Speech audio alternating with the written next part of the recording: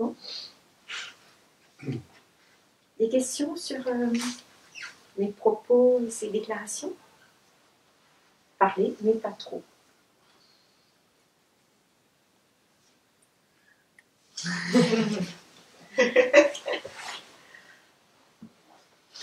Oui, moi j'en ai.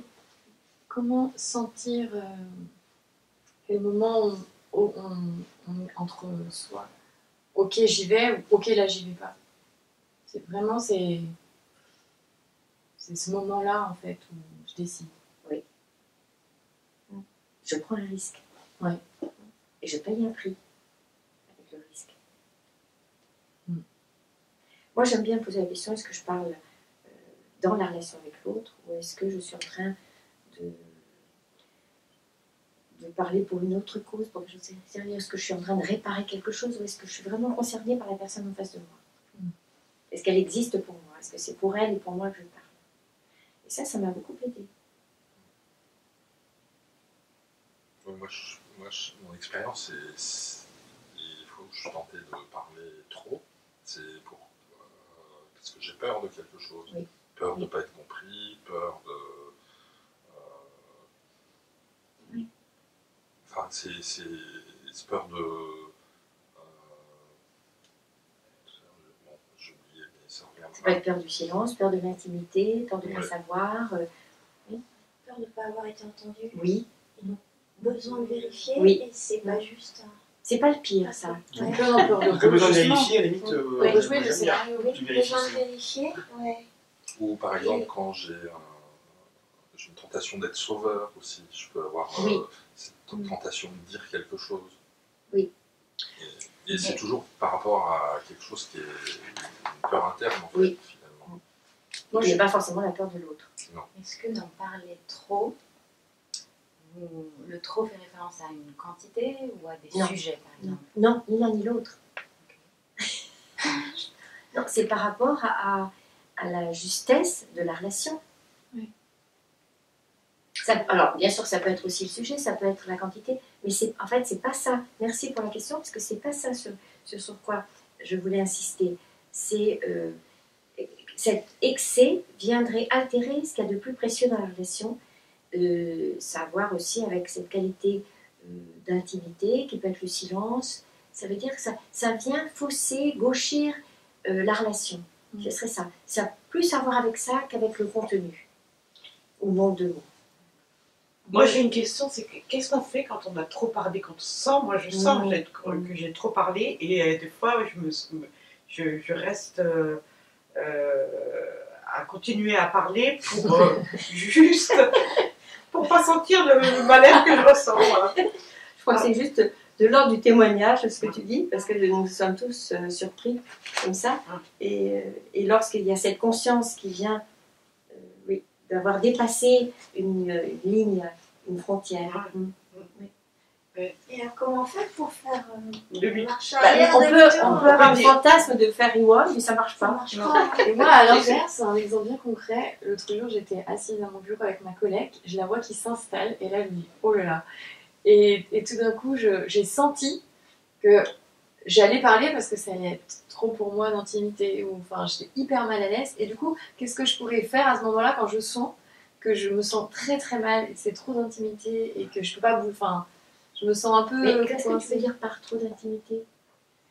J'étais face à face avec elle et on n'avait rien à se dire et...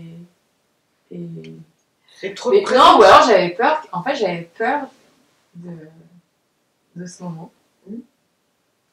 Et je vois que j'étais plus dans combler un vide. C'est ça que je voulais compléter tout à l'heure, aussi parler pour meubler. Oui. Et dans ces cas-là, voilà, c'est quelle est l'option quand je vois et que moi, intérieurement, je sens que SOS, toutes les... Comment peux-tu créer de l'attachement à ce moment-là? Ça peut être une question aussi, ça peut être quelque chose qui dit la priorité à la relation. Est-ce que toi, tu ne savais pas pourquoi elle était là? Si. Pourquoi? Pour passer le temps. Ah! Parce qu'en fait, elle était avant l'heure et donc elle avait du temps.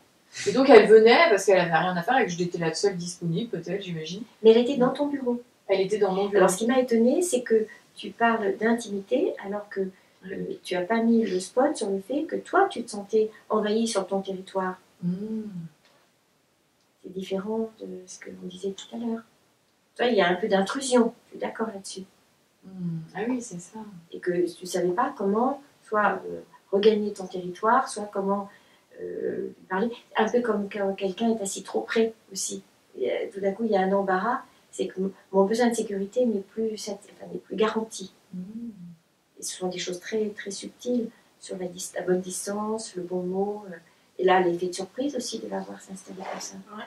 Et de ne pas savoir ce dont elle avait vraiment besoin. Toi, tu as interprété qu'elle avait besoin de passer du temps. Passer du passer le temps. Je me questionnais sur l'utilisation du terme légitimité de parler et liberté de ne pas parler.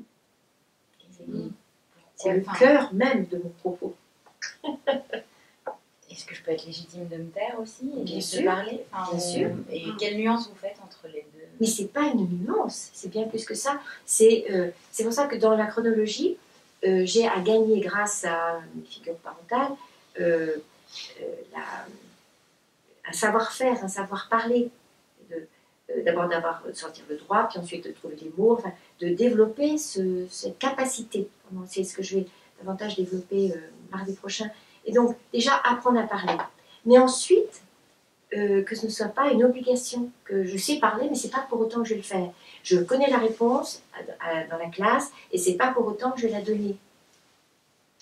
J'attends aussi soit d'avoir la permission officielle, soit d'avoir cette réflexion, est-ce que j'ai intérêt à parler ou pas? Et ça, c'est ce qui prend le plus de temps. Ça prend plus de temps que d'apprendre à parler ou d'avoir les bonnes réponses.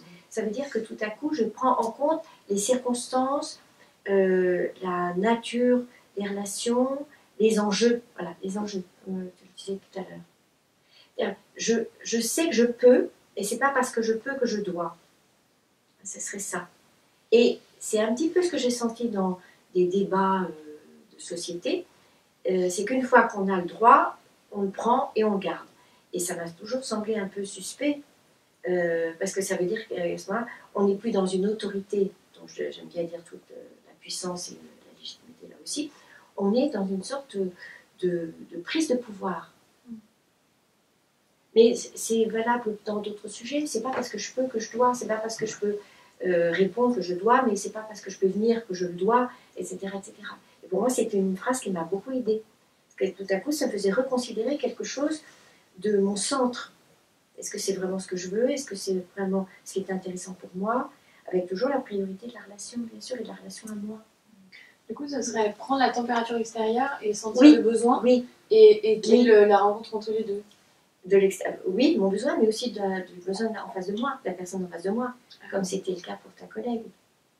Ça veut dire qu'à tout moment, c'est ça en fait sur quoi je veux insister, à tout moment, il y a un choix plus délicat que nous l'imaginons, qu'il y a quelque chose que je dois me réapproprier pour décider et prendre donc le risque de me tromper. C'est qu'aucun droit n'est suffisant. Après, qu'est-ce que je fais de ce droit? Et pour me tromper autant en parlant qu'en taisant. Et c'est ça que je tentais de dire, mais que ce qui m'importe, c'est de ne pas vouloir faire un zéro risque, mais de faire le risque d'être le plus juste, et pour moi et pour les autres. À quoi vous reconnaissez le trop? Est-ce que nous avons des malaises? Quelque chose qui n'est plus juste, qui n'est pas bien posé, enfin, quelque chose qui va faire, j'aime bien la façon dont tu dis, me faire sentir un malaise. Oui. Moi, je ressens parfois de la violence aussi dans trop de silence. Ah, mais bien sûr, d'accord. Ça peut être le cas aussi. Ah oui, et comment respecter le besoin oui. de l'un et de l'autre, en fait, c'est... Mais je trouve que, moi, bien sûr, qu'il y aurait une justification à parler, parce que c'est validé par le social, alors que nous avons aussi besoin de silence, de temps et de choses comme ça, mais on en parle différemment. Oui. Moi, j'aime bien mon expérience, parfois, c'est d'être finalement complice avec la personne qui parle, parce que moi, ça m'arrange. Je dis, mais je ne vais pas parler. Elle fait le job. Elle fait le job à la place. Et si les deux personnes se taisent? Enfin, si tout le monde se tait. C'est génial. Ouais, pourquoi pas? Ah oui, c'est des expériences que je peux vivre parfois aussi. Et alors là, ça devient du jeu pour moi. C'est à qui va reprendre la parole le premier. C'est lui qui Moi, le ça me supporte fait le rire. moins. Moi, Ouais, ça me fait ouais. rire. D'ailleurs, je trouve que je vous parle, moi, c'est un des plus grands moments d'intimité que j'ai eu dans un tête-à-tête droit dans les yeux, sans se parler, pendant de longues minutes. Et c'est très intense. Et moi, c'est ce que je mesure aussi dans les différents groupes que j'anime. Il y en a certains qui supportent pas, enfin, les personnes du groupe ne supportent pas beaucoup le silence, et d'autres, on peut attendre longtemps. Et ça veut dire que chacun est capable d'accueillir cette expérience d'intimité. Et ça, j'aime beaucoup. Il se passe quelque chose à la fois mystérieux et subtil. Est-ce que ça vous arrive d'avoir des silences entre vous-même? Ben oui. Ça s'appelle soit la méditation, soit... oui. Non, mais du coup, Oui. parce que Oui. ce que tu dis, ça me renvoie à ça. Et je me dis, mais en fait, quand je suis toute seule, Oui. jamais je me sens dans du silence. Tu te parles tout le temps. Tout le temps. Et c'est intéressant ce que tu dis. Bon. Des fois, ça me pèse en fait. Du coup, je me dis que je pourrais faire silence. Si j'arrive à faire silence avec moi-même, peut-être que j'arriverai à. Oui. Non, c'est l'inverse. Pour Ah. moi. Mais comment tu fais pour faire silence pour les retours? Attends, je suis perdue. Non. Réponds d'abord à ta question. Non, je plaisante. Si tu te parles à toi-même et tu te fais des retours, comment tu fais pour faire silence pour les retours? Mais moi, est-ce que tu as le souvenir d'avoir fait silence avec tes parents ou avec une amie de cœur? Je pense que oui. Moi, j'ai l'hypothèse que tu parles Oui. avec toi-même, même en silence avec Oui. d'autres gens, que ça... Ah oui. Ah, et moi, je me parle tout le temps. Pas vous. Mais Ah bon je me suis même posé la question en fait. Donc, Mais moi, j'ai l'impression d'être tout le temps à l'intérieur. Ça. ah oui. Bah, pour moi, c'est j'ai l'impression d'être tout le temps avec moi-même. Ah, bah alors non, t'as raison. T'as Mais raison. c'est pas C'est forcément quand je que je suis me pose. avec moi. Quand je suis toute seule avec moi, bah, je me parle. Enfin, mais quand je suis avec quelqu'un d'autre, Tu ne parles plus? ouais, je crois que c'est ça. Mais c'était pas ce quoi je réagissais. Ah bon, alors, Non. elle redit. C'est que je fais la distinction entre être avec moi-même Oui. et me parler à moi-même. Oui. C'est pas la même chose. Moi, ce sont plus des pensées, des images qui me viennent comme ça. Oui. Tout le temps. Pas des discours. C'est Et quoi la différence pour toi? Eh bien, pour moi, c'est cette question qui me semble importante pour les enfants, c'est de les accompagner pour qu'ils puissent élaborer des images, avoir un stock d'images. Il y a des personnes qui ne peuvent pas penser parce qu'il y a un déficit d'images. Et ça, c'est C'est embêtant. Non, ça, c'est du côté de être avec soi ou se parler à soi-même.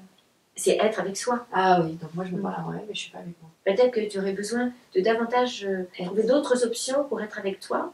Et maintenant, cette référence, soit des sensations d'ailleurs, soit des images, et pas être que dans les mots. Et en fait, ça renvoie à se projeter ou rentrer. Oui, c'est Un peu ça. comme un trou Extérieur, intérieur. C'est exactement ça. Donc en fait, C'est comme si les paroles visaient à faire une passerelle continue oui, entre les deux, au lieu. comme s'il manquait une sécurité sur comment est-ce que je vais faire pour être à l'intérieur de moi sans me parler. Et moi, Par exemple, quand on regarde les nuages et qu'on se Ouais. dit, tiens, c'est un cheval, Oui. ça, il n'y a pas de parole, c'est simplement de la Sensation, de la contemplation. Bah, c'est ça, moi, être avec. Quand je dis. Mais tu te parles à ce moment-là. Oui. Bah, c'est ce que tu penses, toi. C'est ça. Mais moi, je vois un cheval, mais je me dis pas c'est un cheval. Je le vois simplement. Oui, c'est ce que j'ai Oui, dit. mais c'est Je un fais peu pas ça. une phrase construite. Je fais pas une phrase construite. C'est un peu comme la lecture active. Ah. Je peux faire référence, quoi. Oui. Entre quand tu dis regarder sans lire, donc tu vois le mot, et donc tu l'intériorises. Voilà, et c'est un peu exactement la même Oui, chose. c'est vrai. Moi, je voudrais revenir sur votre titre Parler, mais pas trop. Oui. On a l'impression que vous discréditez la parole pour encenser le silence, alors que finalement, ce que je me demande, c'est est-ce que c'est pas juste trouver le juste équilibre entre les deux plutôt que de. Parce que je me reconnais pas dans ce que tu dis, à la mesure où il n'y aurait aucune disqualification, et surtout ce serait très très mauvais pour moi qui parle beaucoup. C'est pas ça du tout. C'est je contre l'idée de ce que je dis là dans ces quelques minutes, qu'il y aurait un principe assez moderne que le salut passe par dire, sortir des secrets, enfin plutôt sortir les secrets, Et c'est cette plus-value qui est très violente pour d'autres moments passés ensemble, d'autres formes de relations, et notamment dans le couple. Et c'est à ce moment-là, quand j'ai travaillé sur ce qui se passait dans le couple, que ça m'est apparu comme une évidence que dans certains conseils qui sont donnés, il faudrait se parler dans le couple pour que ça fonctionne, et je vois juste l'inverse. Que cette parole, elle n'est pas celle du désir ou du plaisir d'être ensemble, elle est celle qui viserait à retrouver ce qui se passe dans notre culture en général, pas seulement dans les couples, vouloir convaincre, vouloir expliquer, vouloir avoir raison, et tout ça, c'est juste contraire à la nature même d'un couple. C'est-à-dire que dans le couple, tu es plus dans que l'action du couple que ce qui s'échange. Non, la qualité de présence, c'est ça. Et que cette présence, elle peut être vraiment flinguée par une parole qui serait extérieure, qui viserait à retrouver des modèles sociaux, culturels, politiques, de vouloir expliquer, de vouloir convaincre cette chose terrible, qui est forcément une source de beaucoup de violence. Qui porte sa condamnation dans le mot lui-même. D'ailleurs, convaincre. Exactement. Et donc, je ne voudrais vraiment pas disqualifier la parole comme source d'énergie ou comme source aussi d'une qualité de relation, mais je veux vraiment nous inviter à voir qu'il y a un moment très rapide où elle devient outil de pouvoir, outil de manipulation, outil d'une séduction qui n'a rien à voir avec quelque chose de ce plaisir de partager un temps, de partager une expérience, de partager un trajet en voiture sans parler. C'est ça que je veux réhabiliter. Comment tu as fait, Aliette, au moment où tu as pris conscience de ça, pour le mettre en place? Quel a été ton... Qu'est-ce que tu as mis en place? Parce qu'il y a les habitudes, il y a quelque chose qui est bien ancré. Bien sûr, les modèles. Qu'est-ce qui a fait C'est déjà de m'être interrogée sur cette question-là. C'est qu'est-ce que je fais quand je parle et qu'est-ce que je fais quand je me laisse attraper par la volonté de l'autre, ça peut être ma volonté, ça peut être l'autre, de débattre, de discuter et d'avoir raison. Je me suis dit que là, je retrouvais tous les modèles en rayon de nos familles et de nos classes, etc. Et je me suis dit, comment est-ce que je peux pratiquer ce deuil? Comment est-ce que je peux être plus rapide que mon ombre pour identifier ce qui se passe et proposer un autre modèle, et proposer de ne pas parler, proposer plutôt de se prendre la main et proposer de rire. C'est pour ça que j'étais contente de ce 6e langage verbal, parce que rire, effectivement, c'est quelque chose qui permet l'échange d'énergie sans être dans le jugement, le mental, et voilà, et le jeu de pouvoir potentiel. Et tout à l'heure, tu as mentionné le fait de choisir de dire quelque chose. Et moi, je trouve par exemple que quand je parle trop, je suis souvent en mode automatique, en réflexe. En pilote automatique. Ouais. Ah oui, c'est exactement ça. Et ça. je n'ai pas choisi, justement. Et c'est à ce moment-là que je peux me conformer au modèle que j'ai vu chez mes parents, chez mes grands-parents, toutes les figures parentales. De quoi avons-nous été témoins pendant les repas de famille? C'est ça? De personnes qui se parlent à elles-mêmes, surtout. Oui, exact. Qui se parlent à elles-mêmes. Oui. Et sans en avoir conscience. Voilà. Et en prenant les autres en otage. À voix haute. Une méthode donc pour progresser, c'est de s'entraîner à choisir.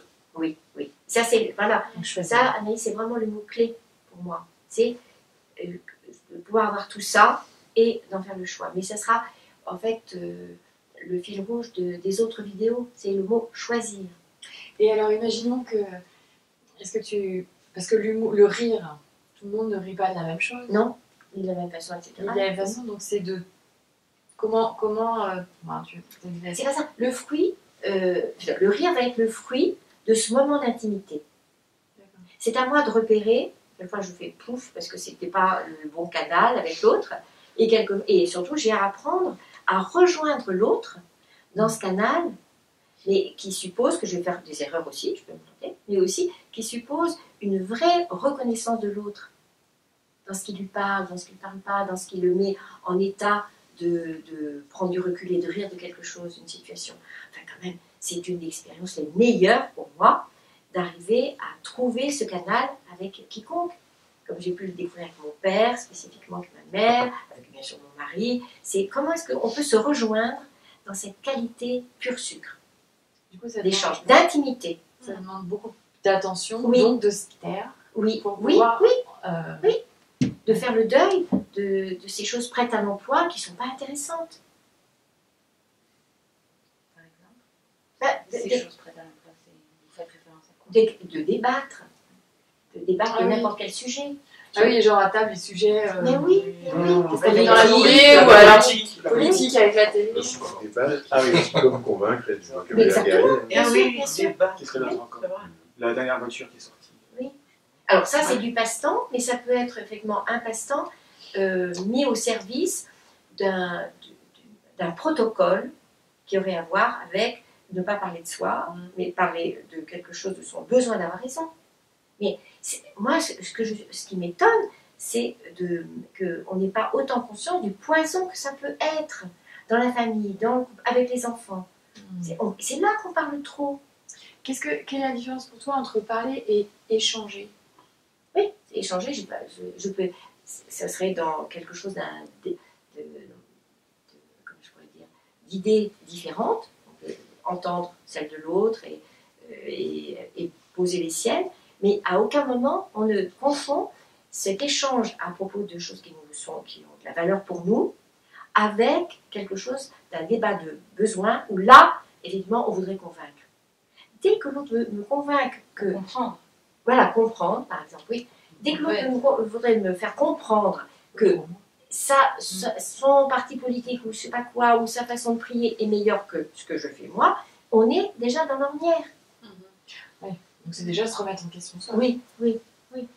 Et surtout, merci d'avoir insisté, ne pas, moi, m'identifier avec ce que je crois, ce que je pense, etc. Parce que c'est à ce moment-là que je vais être tentée de sortir les armes. Mais si moi, je peux voir quelqu'un contester ma façon de penser, de ci, de ça, tout en restant qui je suis, c'est tranquille. C'est toujours ça aussi important. Je n'ai pas à m'identifier à ce que je dis, ce que je fais, ce que je pense, pour qui je vote et tout ça. Garder cette identité intègre. Du coup, ce que j'entends dans ce que tu dis, c'est que l'identité touche avec le territoire. Oui, bien sûr. C'est pas parce que l'autre rentre dans mon territoire que je perds mon identité ou qu'il y a... Enfin, Mais je peux choisir de le faire entrer ou pas. et du coup, Parce d'en sortir. Du coup. Bien sûr, et ce que tu disais, Marie-Olive, c'est ça, c'est ce pincement au cœur, là, je m'aperçois que j'ai trop parlé, c'est la même chose que j'ai fait rentrer quelqu'un chez moi et je voulais pas. Non, pas du tout. Hein. Et quelquefois, ça peut être, je suis rentrée chez lui et je voulais pas non plus. J'en sais trop, j'ai trop vu, j'ai trop écouté, et c'est quelque chose qui n'est pas respectueux des frontières et de l'intégrité des territoires. Par contre, ce que j'ai appris grâce à toi, c'est aussi le droit de ne pas répondre. Oui.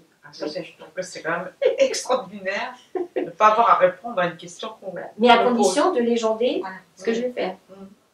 De ne pas laisser la question. Donc je peux dire, je peux répondre vrai, je peux répondre à côté, je peux dire un mensonge mais je peux aussi dire, cette question, je préfère ne pas y apporter de réponse. Mais accuser réception de la personne qui pose la question. Même En fait, si je ne réponds pas. moi je veux bien que j'ai eu des choses comme ça dans mon ancien job, ou quand j'étais en entretien avec des jeunes, et qu'on était un autre adulte, et je voyais que cette personne était dérangée du fait que je parle pas. Et en fait, c'est ça peut-être qui manquait. Il manquait une légende. Oui, de ma part. Tout le temps, hein, tout le temps. Que ce soit sur le mode de la parole, des textos, des demandes, c'est ça, parce que, toujours avec le principe, il n'y a pas de questions indiscrètes, il n'y a que des réponses embarrassées. Et donc, ça, vraiment, gardons bien ça en tête, c'est toujours accuser réception, mettre une légende. Et si moi, on me pose une question et que je sens que je me sens dans l'obligation d'y répondre, quel est le besoin De faire le choix. Il te manque la permission, la double permission dont je parle là, D'accord, la permission du contraire. D'accord. Il peut dire. Et donc à nous ensuite, ça précède bien sûr le clic-clac verbal, d'avoir quelques options en rayon pour parer au plus rapide. Voilà, c'est pas dans l'improvisation quelquefois qu'on est les meilleurs, mais de dire voilà, ça m'embarrasse, je me donne la permission de ne pas répondre, ou bien ah là je suis pas. Enfin, mais au moins d'accuser réception, parce qu'en accusant réception, en mettant une légende, c'est une façon de donner priorité à la relation, et non pas au contenu de la question, ou au contenu de n'importe quoi, qui n'est que secondaire, évidemment, et dans lequel on pourrait se prendre les pieds dans le et tomber. Quels seraient d'autres exemples qui ne donneraient pas priorité à la relation? Donc le trop parler, le manque de frontières, frontières. Oui. Enfin, est-ce qu'il y a- Et donc, j'insiste sur le manque de choix possibles, d'options alternatives. On nous a tellement dit que nous devions donner une réponse, la vérité en plus, on nous a tellement fait vivre une dépendance aux questions de l'autre que nous avons besoin d'un peu de temps pour nous en défaire, pour nous en libérer. Quand nos parents nous posaient des questions, nous étions sommés de répondre.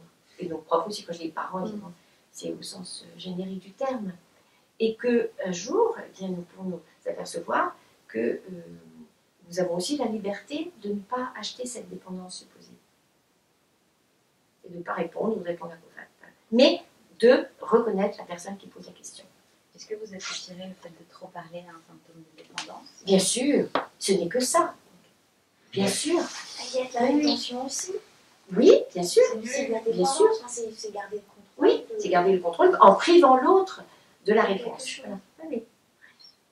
Mais donc, je boucle en redisant effectivement le titre de ce cycle de vidéos, c'est état de veille. Nous n'allons pas trouver une recette prête à l'emploi comme ça, c'est tout le temps, qu'est-ce qui se passe? Est-ce que je suis dans l'indépendance? Est-ce que je gagne en liberté, en autonomie? Qu'est-ce qui se passe dans la relation? C'est ça, c'est plutôt bienvenue à toutes les questions qui nous invitent à être éveillés tout le temps. Et je vais faire juste une mention sur les outils modernes de communication, puisque quand on se parle à travers écran, en fait, il y a quelque chose à inventer qui n'existe pas encore, c'est le silence, justement. Parce qu'aujourd'hui, si on se parle en écrivant, il n'y a pas de manière d'exprimer « je suis là, mais je ne dis rien ». C'est dès que j'arrête de parler, je ne suis plus là. Eh bien, Tu gardes le doigt appuyé sur le point, et ça fait des points de suspension comme ça. Mais c'est ça qui me gêne dans Skype aussi. Parce que le téléphone, encore, on peut être dans un moment de suspension de parole. Mais Skype, non. Ah ben, moi, je ne le sens pas. Ah oui, je sais pas, moi j'ai jamais communiqué comme ça. Eh ben, fais l'expérience une fois, comme ça tu sauras ce qui se passe pour toi. Il y a C'est-à-dire comme une obligation. Je trouve ça plus facile. quand il y a un délai de la réponse, on ne sait pas si c'est un silence, si la personne C'est est la partie, technique qui marche plus. si la personne est disparue. Il n'y a rien qui indique. Oui. Alors quand on est l'un à côté de l'autre, on a tous les éléments pour interpréter. Mais, et ça le fait aussi avec certains téléphones portables où des fois ça coupe. Ah oui, il n'y a plus du tout de... Et là on est, allô, t'es là? Ah oui. En fait, rien de tel quand même que la relation one-to-one physique. Ça, c'est sûr. Voilà. On peut se regarder. Oui. Voilà. Ça passe. Voilà, ça passe. Ah oui. Et même ici, vous pouvez être côte. Non, côte à côte aussi. Côte aussi. Ou dans la même Oui, pièce. Dans la même pièce. Ok. On se regarde pas. Même à l'étage. Même à l'étage. Oui. Ouais. Ah bah oui. Ah ouais. Dans la maison d'ailleurs. Une grande maison, il y a quelqu'un en haut et en bas. Mais merci Agnès, parce que c'est le mot que je n'avais pas dit, effectivement. Et c'est celui de la dépendance. C'est vrai. Merci pour ce mot de la fin. Donc du coup, c'est la liberté. Oui. D'avoir la Le permission contraire, oui. de parler ou de se taire. Et le choix, donc. Mais de se taire pour de bonnes raisons. Et sans priver l'autre. Sans priver l'autre. En restant en relation. Oui, quelle différence tu fais, se taire sans priver l'autre? Ben, c'est tout le jeu de la passivité agressive. C'est tout le jeu qui consiste en me taisant, à utiliser ce silence pour priver l'autre de ce qu'il peut attendre, de ce qui est légitime. La privation est le plus grand jeu de pouvoir et le meilleur moyen d'avoir du pouvoir, le priver. Et comment enfin, C'est une violence. comment tu sens quand c'est pour respecter quelque chose de toi ou pour... Enfin, Je mets une légende. c'est juste la Là, je ne réponds pas tout de suite ou je ne veux pas parce que je ne me sens pas de le faire. Donc, je me fais exister et je fais exister l'autre en disant ça. La légende, c'est ça. D'accord. En fait, c'est juste le faire exister. Et me faire exister en même temps. Oui, parce qu'en fait, c'est pas la réponse qui va le faire Non. exister. Non. C'est Non. juste accuser réception. Merci. Merci. Et quand on est dans l'autre sens, c'est-à-dire c'est vous qui recevez du silence de la part de l'autre parce qu'il n'a pas demandé son silence. Donc il y a une violence. Oui, un silence qui est porteur de violence. Comment on s'en sort? Bien. Vite, c'est des bien. deuils. Oui. Deuil. On reconsidère, on se méfie des ornières dans lesquelles on a été pendant des années et des années. Et les modèles qu'on a eu. Oui. Ah oui, donc aussi C'est quand même Demande de les gens. Bien sûr, oui. Et moi, je peux demander, je peux demander à l'autre. Oui, mais c'est aussi qu'est-ce qui se passe. Dis-moi ce qui se passe pour toi. Oui, c'est ça. Bien sûr. Mais c'est déjà la façon dont moi je suis sortie de l'ornière, en osant demander une validation, une vérification. Oui, Moi, oui, je me bah, sens dans le trop, justement, à ce moment-là. Dans pas respecter, d'avoir 0 accusé de réception, 0 retour, 0 réponse. Que ce soit non, oui ou je ne veux pas répondre. Mais insister, je me sens dans trop. Et il n'est pas question d'insister. Bah, si je demande qu'est-ce qui se passe pour toi, peux-tu. Alors, ça, c'est après l'âge de 10 ans. Tu dis voilà, je suis préoccupée de pas de réponse, et je te rappelle qu'à tout moment, tu peux me dire, c'est-à-dire, c'est pas tout de suite maintenant. Oui. À tout moment, tu peux me dire ce qui se passe. Si tu n'es pas prêt maintenant, je comprends. Si tu n'as pas une réponse, voilà. Mais sache que je suis curieuse de ta réponse. Ça, c'est pas du harcèlement. Et on sort de la dépendance.